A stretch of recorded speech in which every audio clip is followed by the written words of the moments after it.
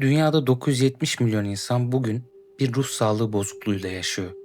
Ve bu insanların büyük çoğunluğu bir terapistin karşısına oturduğunda şunu duyuyor. Çocukluğunuza gidelim. Cinselliğiniz hakkında konuşalım. Bu yöntem 130 yıldır değişmedi.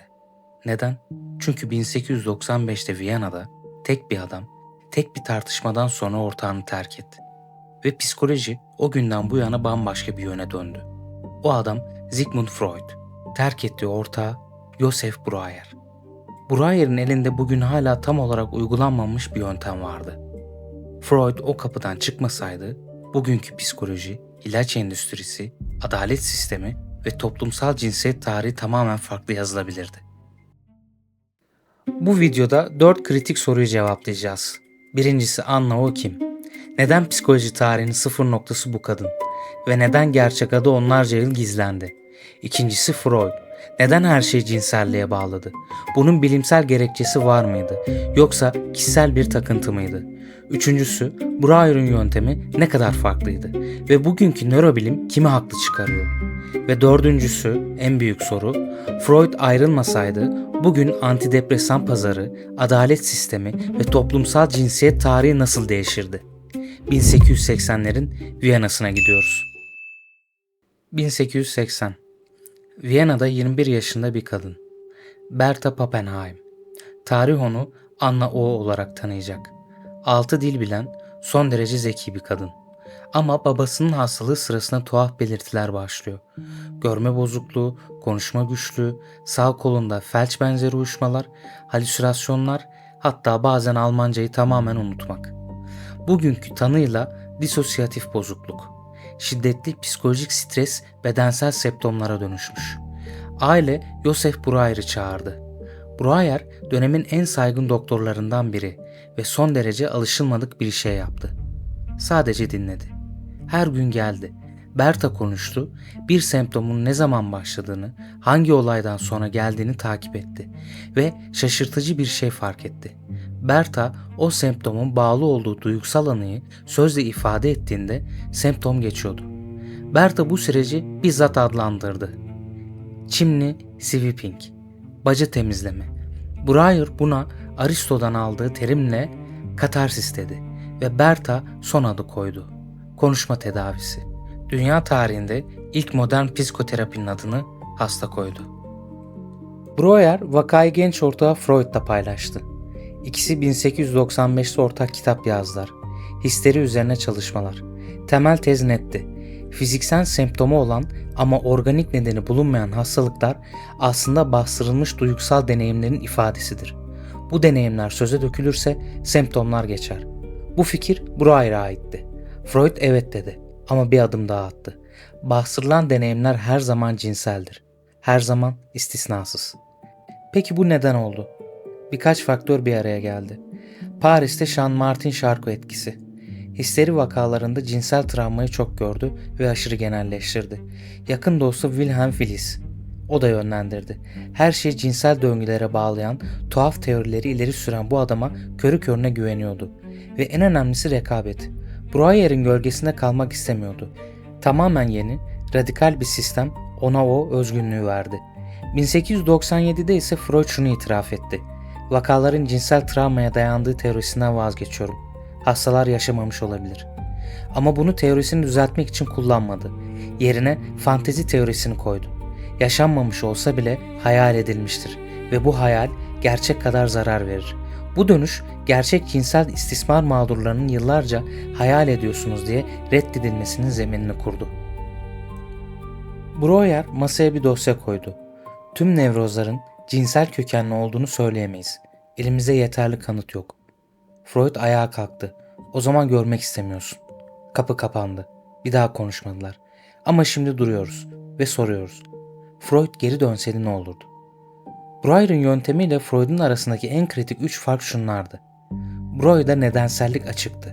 Kayıp, utanç, korku, öfke, herhangi bir duygu semptomun kaynağı olabilirdi. Cinsellik bu nedenlerden sadece biri.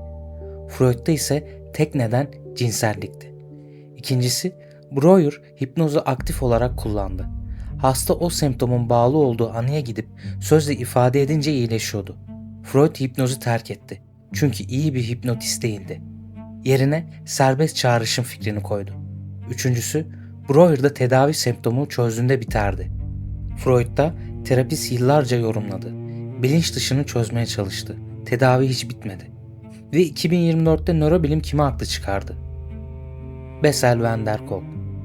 Beden kayıt tutar kitabı şunu gösteriyor. Travmatik anılar bedensel tepkiler olarak sıkışıp kalıyor ve ancak güvenli bir ortamda sözle, bedenle ya da sanatla ifade edilince çözülüyor. Bu tam olarak Breuer'in katarsis kavramı. Eye Movement Desensitizations and Reprocessing, somatik terapi, şema terapi, bugün kanıtlanmış en etkili yöntemler Breuer'in izinde. 1952'de Amerikan Psikiyatri Derneği ilk DSM'yi yayınladı. Neredeyse her bozukluk Freud'un çerçevesiyle yani cinsel çatışma odaklı tanımlandı. Bu sınıflandırma ilaç endüstrisini doğrudan şekillendirdi. Çünkü firmalar bozukluk sınıflarına göre ilaç geliştirdi. Breuer çizgisinde DSM farklı yazılırdı. Tanı semptomlara değil, altta yatan mekanizmalara göre yapılırdı. Psikoterapi birincil tedavi olurdu. İlaç destekleyici. Bugün tam tersi. İlaç birincil, terapi destekleyici. Sonuç, antidepresan pazarının yıllık 28 milyar doları bu dünyada çok daha küçük olurdu.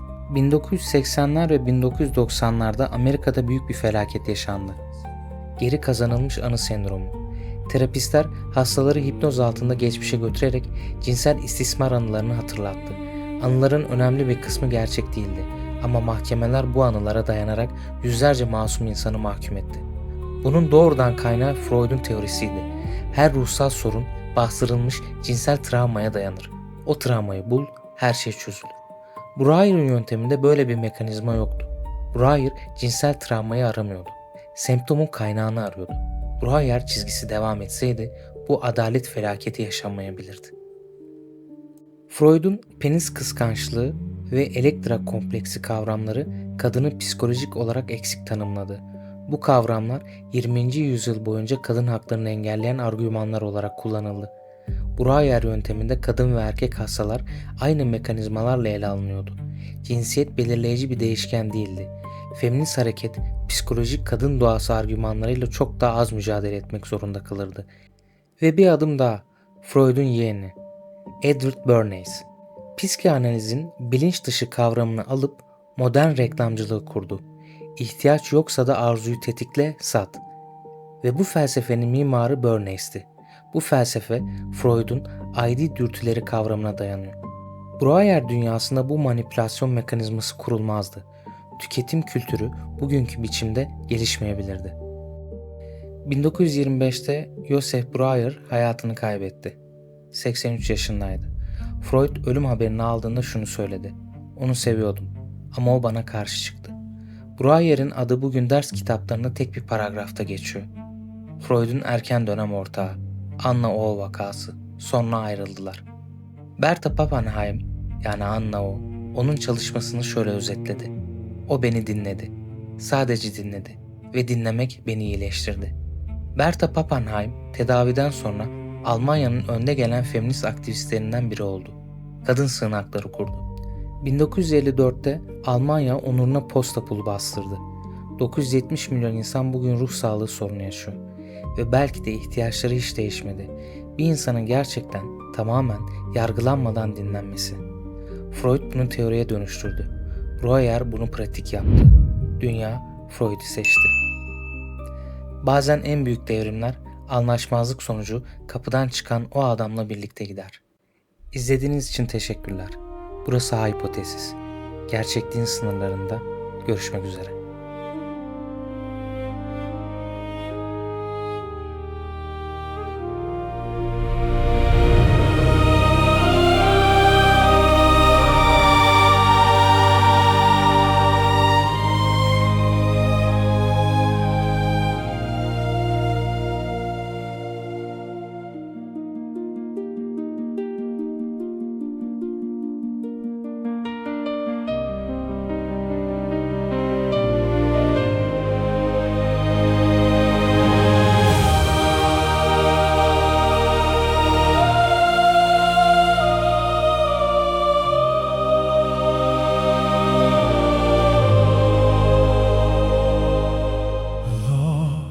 within the endless stars, a universe of ancient scars.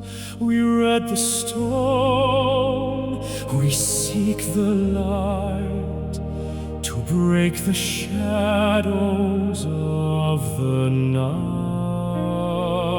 The numbers align, the planets awake, a journey of minds for history's sake. No more illusions, the vision is clear, the ultimate